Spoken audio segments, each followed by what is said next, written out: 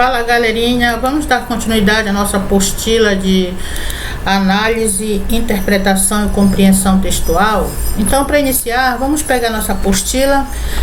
No tópico que diz assim: uma boa leitura pressupõe um exercício de seleção, né, de distinção do que é essencial e do que é secundário num texto, né, do reconhecimento do modo pelo qual o autor enuncia suas ideias. Então, a interpretação e a análise se completam. Então, galera, o que dizer sobre isso aí, né? Que hoje, grande parte das pessoas, em particular os nossos alunos, eles encontram extrema dificuldade na interpretação de texto. Eu digo que o grande problema da humanidade hoje é interpretação de texto, né? Interpretar, galera, é ter a capacidade de traduzir o conteúdo. E quando você consegue compreender e assimilar, você também consegue explicar para si próprio, para você mesmo e também para os outros a mensagem contida no texto, seja esse texto verbal ou não verbal. Então eu trouxe aqui alguns probleminhas mais comuns na hora de interpretar um texto. Então vamos ao primeiro deles: a compreensão do todo. É comum algumas pessoas compreenderem parte de um texto lido, mas não serem capazes de aprender o conteúdo integral do texto. Por se tratar de um todo coeso, o texto deve ser entendido em sua totalidade, né? Portanto, não se limite a analisar um trecho ou outro e se esforce para assimilar o conteúdo integralmente. Então, gente, um texto, né, ele é um todo, né? É uma unidade de significado. E como unidade de significado, né, você tem que interpretá-lo de forma integral. Correto, galera? Não faça análise parcial. Você interpreta ora um trecho, ora outro trecho. Não, você tem que fazer a interpretação do todo, né? Já que se trata de um todo coeso, né? Então você não pode se limitar a analisar o texto em partes. Para que a sua compreensão ela seja uma compreensão efetiva do texto, você precisa analisá-lo como um todo, correto, galera? Como um todo coeso, tá? Nada de interpretar partes do texto. Vamos ao outro problema aqui, ó. Falta de conhecimentos prévios. Quanto mais conhecimento de mundo você tiver, melhor será a sua compreensão dos textos que ler. Lembre-se que todo texto está inserido em um contexto, ou seja, todo texto, galera, ele está relacionado a uma situação concreta. Essa situação concreta é o que nós chamamos de contexto. Então, texto e contextos, eles andam ali juntos, par e passo, né? Então, lembre-se que todo texto está inserido em um contexto, uma realidade, e dialoga de alguma forma com esse contexto, realidade e o mundo.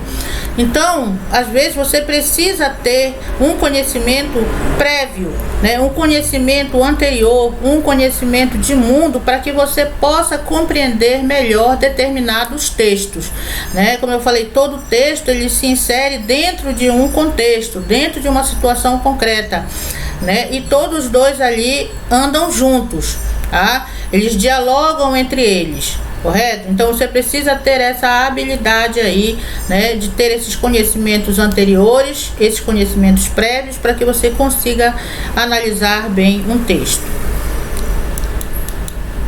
Descobrir e entender o assunto central do texto. Galera, todo texto ele traz um assunto central, uma ideia principal, que a gente chama de tópico frasal. E é imprescindível que você consiga identificar essa ideia central. Coloquei assim: todo texto tem o seu assunto central, em torno do qual todas as demais ideias e argumentos giram.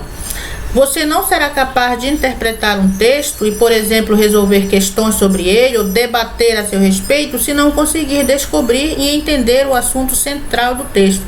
Então é essencial, é imprescindível, é fundamental que você consiga, dentro de um texto, né, identificar a sua ideia principal.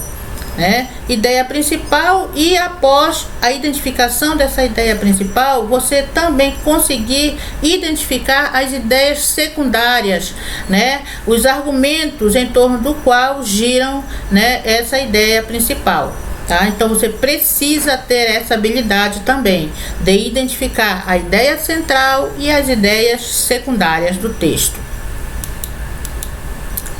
Descobrir a opinião do autor sobre o tema, né? Descoberto o assunto ou tema sobre o qual o texto discorre, é necessário que você consiga descobrir a posição do autor sobre o tema, né? Então, quando você entra em contato com o texto, às vezes há a opinião do autor nesse texto, né? E você também tem que ter essa capacidade, né, de descobrir a opinião do autor, né, sobre o que o autor está opinando. Às vezes essa opinião ela aparece de forma explícita dentro do texto, né? E quando essa opinião ela aparece de forma explícita, é muito mais fácil você, né, encontrar essa opinião do autor.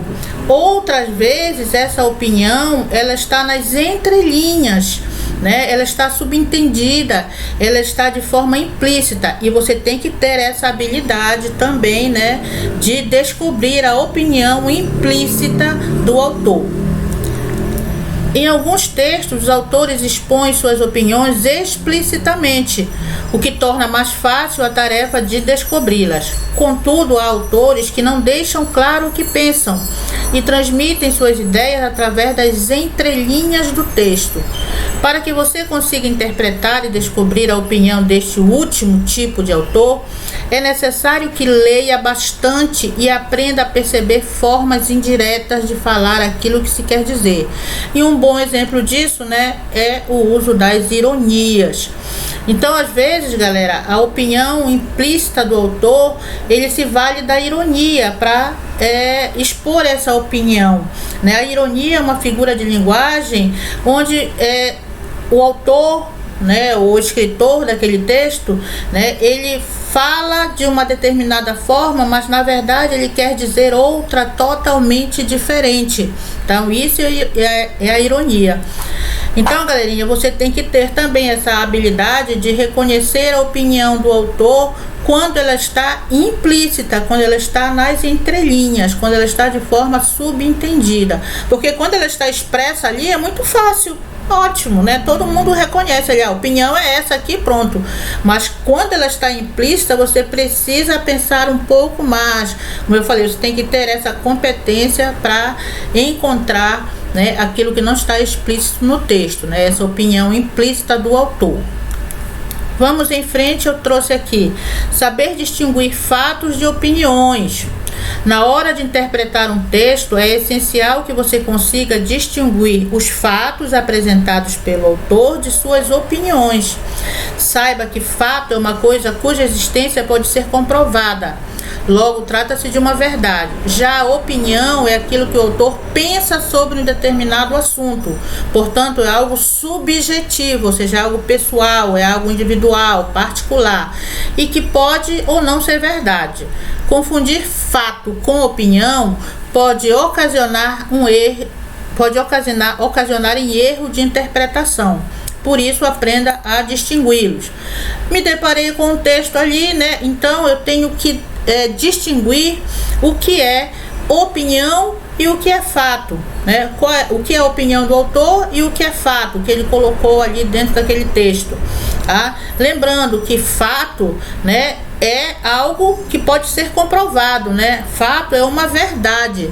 Já a opinião do autor, galera, é algo individual, é algo subjetivo e pode ou não ser verdade, galera, tá bom?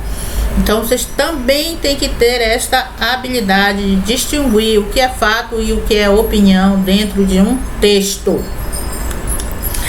Vamos aqui ao sexto problema, falta de vocabulário. Eu sempre bato nesta mesma tecla, tá? Adquirir vocabulário, né? E você só adquire vocabulário através da leitura, não tem outro meio, não tem outra forma de você adquirir vocabulário, tá? Então, outro fator que influencia negativamente na interpretação de texto é a falta de vocabulário. Procure ler o máximo possível e busque se familiarizar com palavras que ainda não fazem parte do seu repertório. Lembre-se que quanto maior o seu vocabulário, ou seja, quanto maior a quantidade de palavras que você conhece e sabe usar, maior será também a sua capacidade de interpretação. Então, procurem ler, galera. Vamos deixar de preguiça, né? Vamos começar a ler. Se você não tem esse hábito, né, comece a cultivar esse hábito de leitura, né? Justamente com o objetivo de ampliar o seu repertório de palavras, né? De ampliar o seu vocabulário. E a gente só adquire, né? Só consegue ampliar o nosso vocabulário através da leitura. Às vezes, quando você se depara com uma palavra que você não conhece o significado, vá procurar no dicionário. Esteja sempre com o dicionário ali ao seu lado, se for possível, né, para você dirimir essa dúvida. Tá ok, galera? Então, só se adquire vocabulário através da leitura. Não ter domínio de estruturas linguísticas. Pode parecer que não, mas o conhecimento gramatical pode auxiliá-lo na hora de interpretar textos. Saber identificar o sujeito e o predicado e reconhecer as vozes verbais, por exemplo, ajudam vocês a entender as escolhas do autor e perceber quais elementos ele dá destaque dentro do texto. Fatores que o ajudarão com certeza na interpretação textual. Então, galera, você às vezes não dá importância para a gramática, né? A gramática é chato, são muitas regras, né? Mas a gramática, ela é importante, gente, para que você possa também, né, um auxílio na hora da interpretação textual. Então, você conhecer dentro de um texto, de uma frase, saber reconhecer qual é o sujeito, qual é o predicado, qual é o núcleo do sujeito, o núcleo do predicado, né, as vozes verbais, voz ativa, voz passiva, voz reflexiva, ou então conhecer as classes gramaticais, ou seja, você ter um conhecimento básico, pelo menos, do que é a gramática, né? Isso já vai te ajudar em muito, né, na hora da interpretação textual, ok, galera? Então, lembre-se que uma boa interpretação de textos, ela está aliada à leitura e à prática. Então, galerinha, leiam bastante, pratiquem, né, para que vocês se tornem cada vez melhores, né, para que vocês se tornem leitores competentes de textos. E se você é um leitor competente de texto, com certeza você não vai ter dificuldades na hora de produzir os textos, na hora de escrever, né? Vocês estão aí no terceiro ano do ensino médio, e a professora de redação está trabalhando com produção textual, com certeza, né? Às vezes o aluno tem essa dificuldade, né? Porque não tem um repertório bacana, não gosta de ler, né? Então, procure levar em consideração essas situações aí, tá ok, galerinha? Então, vamos em frente, né? Eu coloquei assim, ó, as competências e a leitura de mundo, né? Então, vamos lá, galera. Eu tenho aqui um artigo que foi publicado na revista Nova Escola, que diz assim: ler o mundo significa mais do que ser capaz de ler um texto. Veja bem, ler o mundo significa mais do que ser capaz de ler um texto. É necessário aprender outras linguagens além da escrita: gráficos, estatísticas, desenhos geométricos, pinturas, desenhos e outras manifestações artísticas. As formas de expressão formais e coloquiais. Tudo deve ser lido e tem códigos e símbolos específicos de decifração. Galerinha, havia um educador muito famoso, já falecido, chamado Paulo Freire, né? No seu livro, A Importância do Ato de Ler, ele dizia que a leitura de mundo precede a leitura da palavra, né? Então, o que ele quis dizer com a leitura de mundo precede a leitura da palavra? Antes de uma pessoa ser alfabetizada e aprender a decodificar, ela já saberia ler, né? Mesmo que de forma implícita. Ela leria não as palavras escritas no livro, por exemplo, mas ela saberia ler a própria vida. Então, Ler o mundo é isso, gente. Ler o mundo significa ler os signos. Que signos são esses? Os objetos, as coisas, os gráficos, os desenhos, tá? Então, ler o mundo é isso. Por exemplo, uma criança que ainda não sabe ler e se depara com uma grande quantidade de fumaça saindo de uma janela. Mesmo não sendo alfabetizada, essa criança, ela consegue ler o que está inserido no mundo. Ou seja, ela lê o signo fumaça, né? E entende que aquilo possa querer dizer, entre outras coisas, fogo, por exemplo. Tá?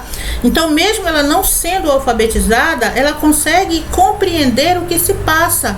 Não foi preciso ela ler a palavra fumaça, a palavra fogo, né, para ela perceber que aquilo pode representar um sinal de perigo, né, que há algo errado, né, com aquela fumaça saindo ali da janela. Então, isso é leitura de mundo, galera. Tá ok? Ficou entendido?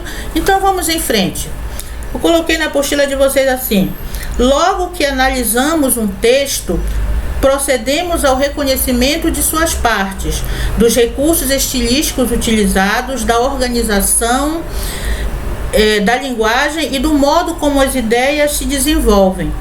Alicerçados na análise do texto, temos condições de interpretá-lo de modo mais claro e mais profundo, ou seja, o entendimento das ideias do texto se torna mais fácil, mais compreensível. Tá ok, galera? Então, gente, eu digo assim que o ato de ler é um processo em que não basta uma decodificação apática. Como assim uma decodificação apática? Uma decodificação indiferente do texto. Professora, se ler não é isso, o que seria ler? Eu poderia dizer para vocês, galera, que ler é você dialogar com o texto, né? É você interagir com ele, né? É você distinguir aquilo que é essencial daquilo que é secundário, né? Se na hora da leitura apenas você percorrer com a vista o texto, isso não basta para você chegar à compreensão efetiva do significado, né, contido naquele texto, né? É preciso que você interaja com ele, que você atue sobre ele, para que você chegue à compreensão efetiva do significado. Tá? Então, assim, galera, no primeiro contato com o texto, se você levar em conta questões como identificação da ideia central, desenvolvimento das ideias secundárias, reconhecer o tipo de linguagem e os recursos estilísticos utilizados pelo autor daquele texto, né, com certeza o seu entendimento dele será muito mais fácil e prazeroso, né? Então você precisa levar em consideração essas questões, identificar a ideia central, desenvolver as ideias secundárias, reconhecer o tipo de linguagem e os recursos estilísticos utilizados pelo autor. É claro que às vezes você vai se deparar com textos mais complexos, né?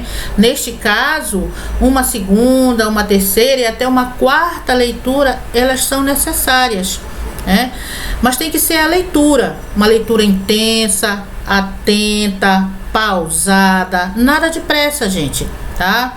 Então essa leitura atenta com o objetivo de estabelecer relações entre o tema geral do texto e os subtemas desenvolvidos nele, correto, galerinha? Então vamos em frente aqui, tá? Voltando lá para o nosso texto, nossa apostila, eu coloquei assim: ao interpretar um texto, né, tanto em prosa quanto em poesia, verbal ou não verbal, deve-se ter um cuidado especial para não se cometer 3 tipos de erro, tá? Então, para se compreender bem um texto, gente, é necessário que você conheça alguns eventos, vamos dizer assim, que podem ocasionar falhas graves de interpretação textual. Quais são esses eventos que podem ocasionar essas falhas, né? A extrapolação, a oposição e a redução ou carência. Então, para exemplificar, eu trouxe aqui um trecho de uma música de Chico Buarque de Holanda chamado Construção. tá? Vamos ouvir aqui a música, né? Bora ver aqui se dá para ouvir a música, né? Para vocês compreenderem melhor, ok? Vamos lá. Só um minutinho, galera. A aula às vezes acontece dessas coisas aqui, né? Então vamos lá, vamos lá. Deixa eu ver se eu consigo colocar aqui. Vocês já podem ir lendo aí, né? Um trecho dessa música, tá ok? Vamos já já.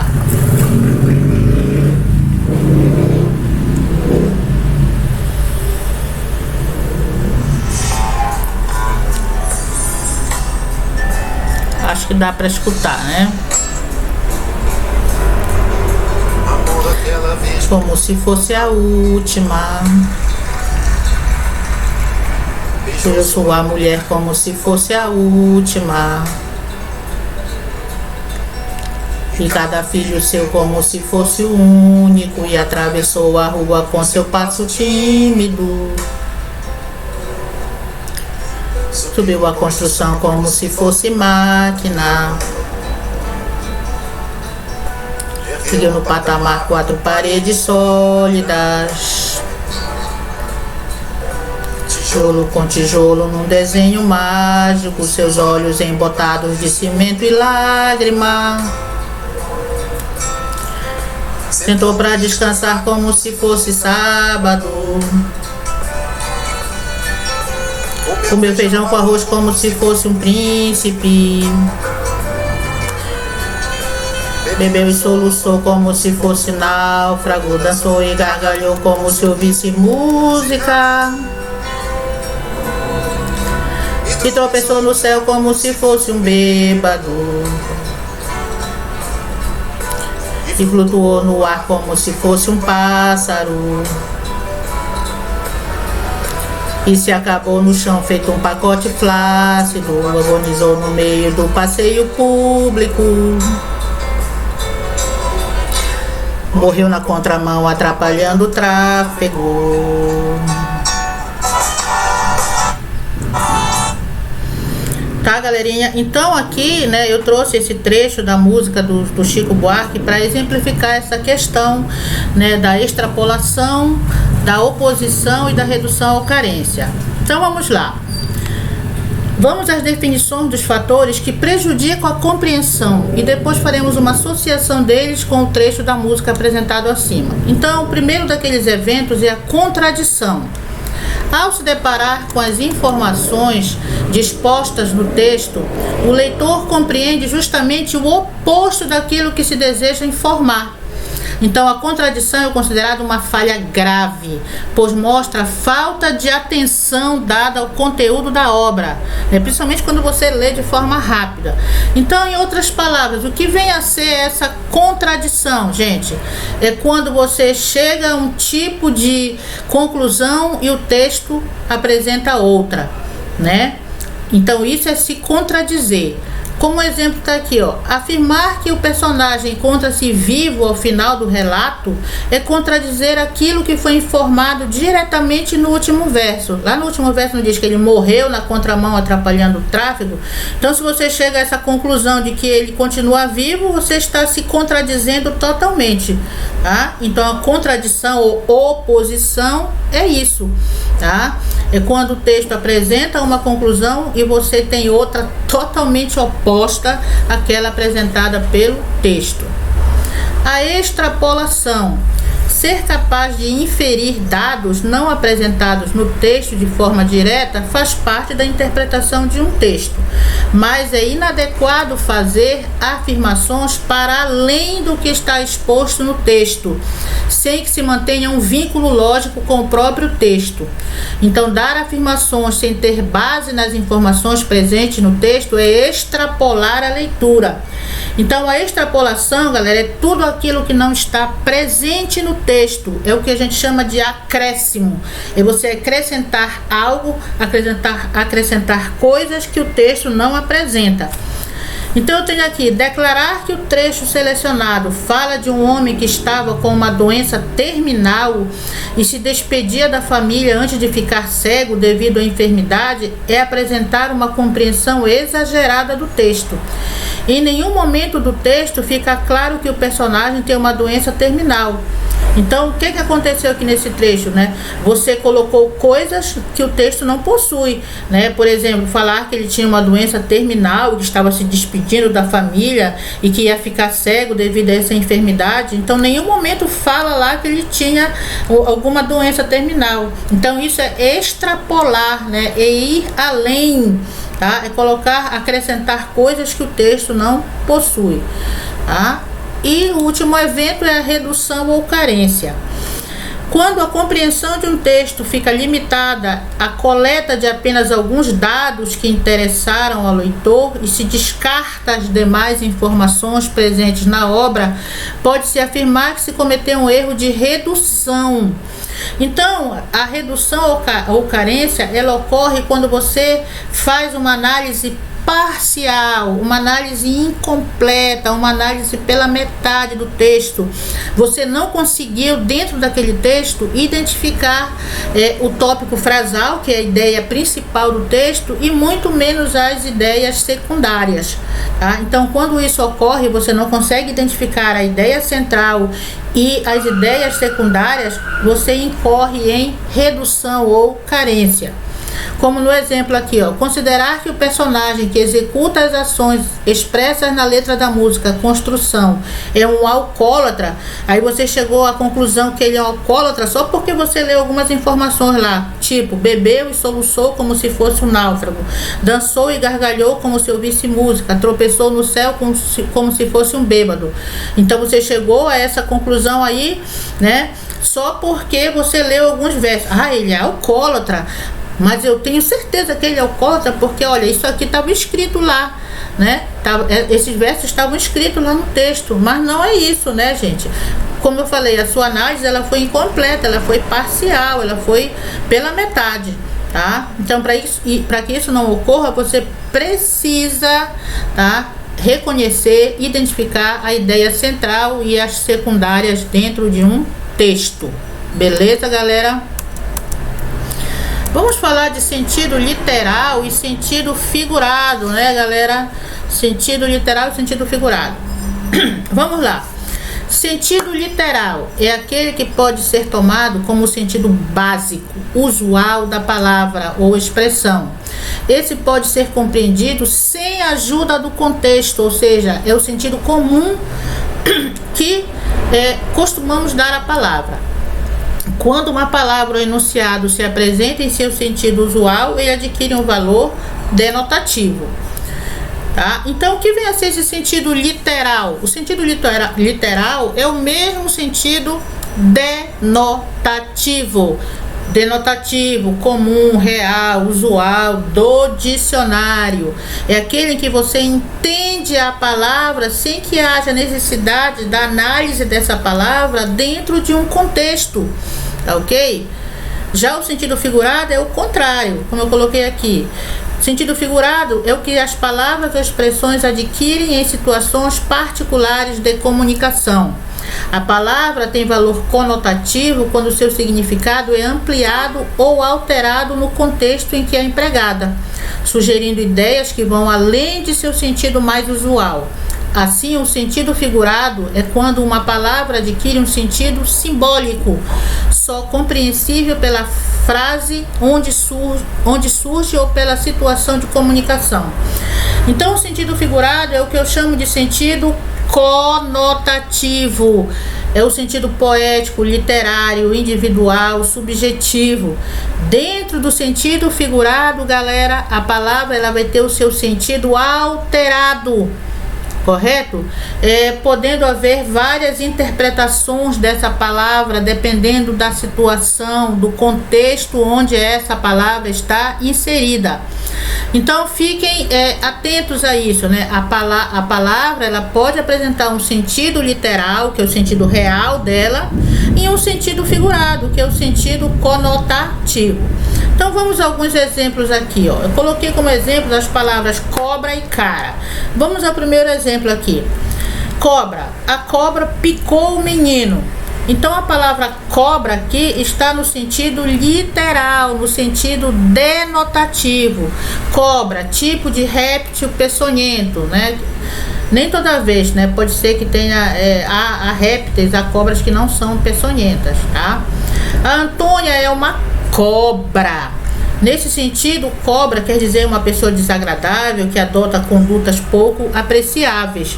Então, aqui neste exemplo, a palavra cobra está no seu sentido figurado, no seu sentido conotativo, correto?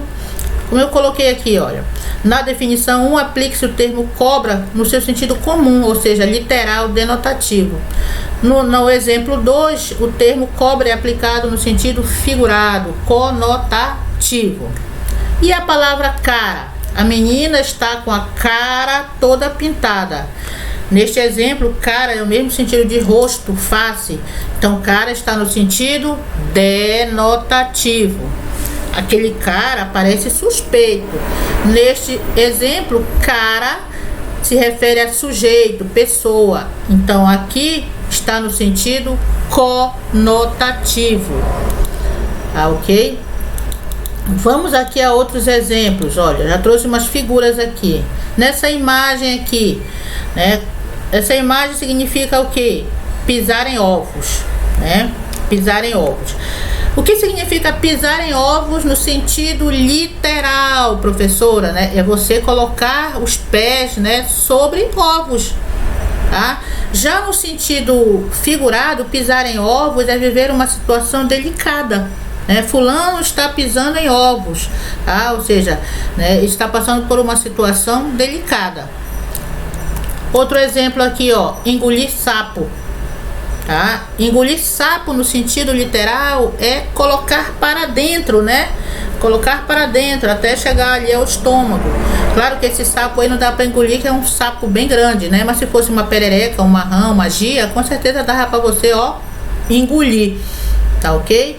Então, no sentido literal é isso, né? Colocar para dentro, tá? Já engolir sapo no sentido figurado é suportar situações desagradáveis. Eu tantas vezes já engoli sapo, né? Ou seja, suportei calada ali, né? Então, nesse sentido, de engolir sapo no sentido figurado, né? É suportar determinadas situações que são desagradáveis. Correto, galerinha? Bem, vamos lá em frente. Aqui, chutar o balde, né? Chutar o balde no sentido literal é dar um pontapé no objeto aqui, no caso o balde, né? Chutar o balde no sentido figurado é perder o controle, né? Desistir de tudo. Ah, eu vou chutar o balde, não tô nem aí, né? Então, no sentido figurado aí você desistir de tudo, tá? Eu perdi o controle da situação. Pisar na bola, né? Como você ouve essa expressão? Pisaste na bola comigo, hein? Tá? Então, pisar na bola no sentido literal é colocar o pé sobre a bola. E no sentido figurado, pisar na bola, né? É fazer algo errado, né? Ou mal feito, ok? E vamos aqui, olha aqui. Hoje a cobra vai fumar, tá? Cobra fumar no sentido literal, né? Já pensou uma cobra com cigarro, um cachimbo na boca, né? Isso aí seria o sentido literal. E o sentido figurado, hoje a cobra vai fumar, né? Que problemas vão surgir, problemas vão acontecer hoje, tá? Hoje a cobra vai fumar.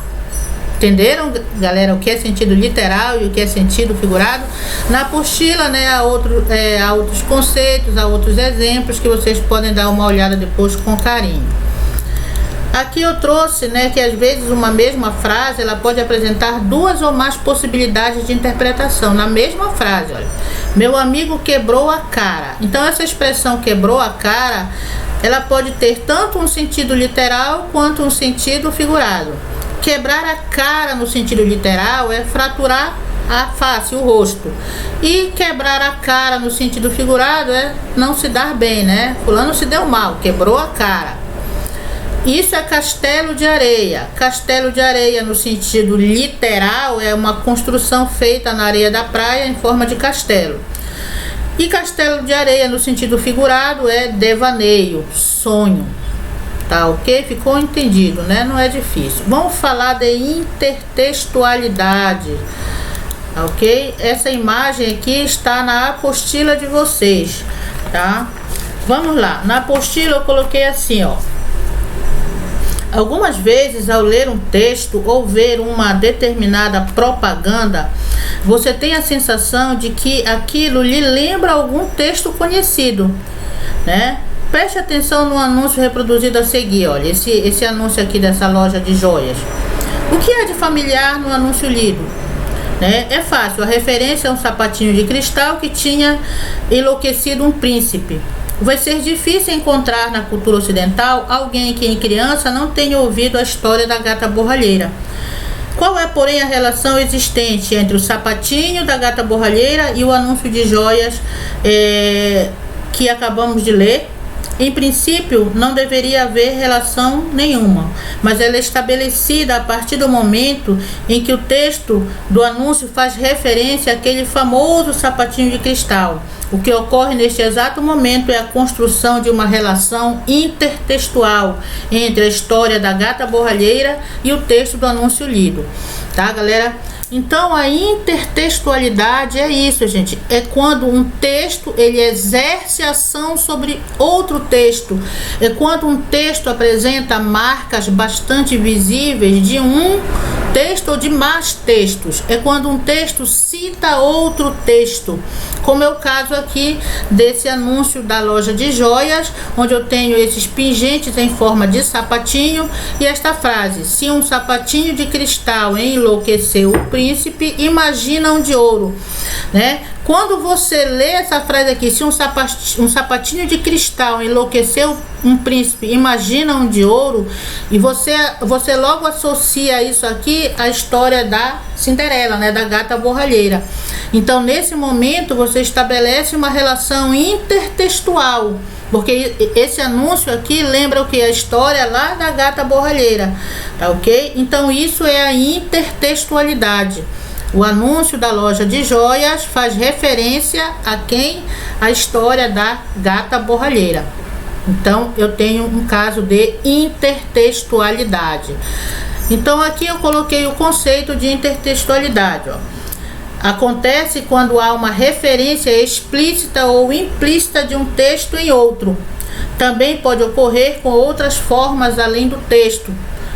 Ou seja, a intertextualidade pode estar presente na música, na pintura, em filmes, em novelas, né? Toda vez que uma obra fizer alusão a outra, ocorre a intertextualidade. Por isso é importante para o leitor o conhecimento de mundo, um saber prévio, né? Para reconhecer e identificar quando há um diálogo entre os textos. A intertextualidade pode ocorrer afirmando as mesmas ideias da obra citada ou contestando-as. Tá? Então, intertextualidade é isso, como eu já havia explicado. Para exemplificar melhor, eu trouxe 2 poemas que também estão lá na apostila de vocês. Poema do Manuel Bandeira, Vou-me embora pra Passárgada, tá? E o poema do Milô Fernandes. O título não está aqui, mas o título é Que Manuel Bandeira me perdoe, mas vou-me embora de Passárgada. Então aqui eu tenho o texto do Manuel Bandeira, que diz assim: vou-me embora pra Passárgada, lá sou amigo do rei, lá tenho a mulher que eu quero, na cama que escolherei. Vou-me embora pra Passárgada, vou-me embora pra Passárgada, aqui eu não sou feliz. Lá a existência é uma aventura de tal modo inconsequente que Joana, louca de Espanha, rainha e falsa demente, vem a ser contraparente da nora que eu nunca tive. E esse poema ele não termina aí, ele ainda continua, né? Diz assim: e como farei ginástica, andarei de bicicleta, montarei em burro brabo, subirei no pau de sebo, tomarei banhos de mar. E quando estiver cansado, deito na beira do rio e mando chamar a mãe d'água para me contar as histórias que no tempo de eu, menino, Rosa vinha me contar, né? Vou-me embora para Passárgada. Em Passárgada tem tudo, é outra civilização. Tem processo seguro de impedir a concepção, tem telefone automático, tem alcaloide à vontade, tem prostitutas bonitas pra gente namorar, né? E de noite, quando me der vontade de me matar, vou-me embora para Passárgada. Lá sou amigo do rei. Terei a mulher que eu quero na cama que escolherei. Então esse é o poema completo do Manuel Bandeira. Aqui ao lado eu tenho o poema do Milor Fernandes, que faz uma referência a este poema do Manuel. Como eu falei, o título é Manuel Bandeira que me perdoe, mas vou-me embora de Passárgada, né? Enquanto o Manuel Bandeira vai para Passárgada, né, o Milor, né, nem quer saber de Passárgada. Ele diz assim: vou-me embora de Passárgada, sou inimigo do rei, não tenho nada que eu quero, não tenho e nunca terei. Vou-me embora de Passárgada, aqui eu não sou feliz. A existência é tão dura, as elites tão senis, tão velhas, né? Que Joana Louca de Espanha ainda é mais coerente do que os donos do país. Então, galerinha, lá na apostila de vocês eu coloquei assim, ó: Vou-me embora para Passárgada é um dos mais conhecidos poemas de Manuel Bandeira. Segundo o poeta, o poema nasceu como uma espécie de desabafo num dos momentos em que ele estava entediado com a doença que o atormentava.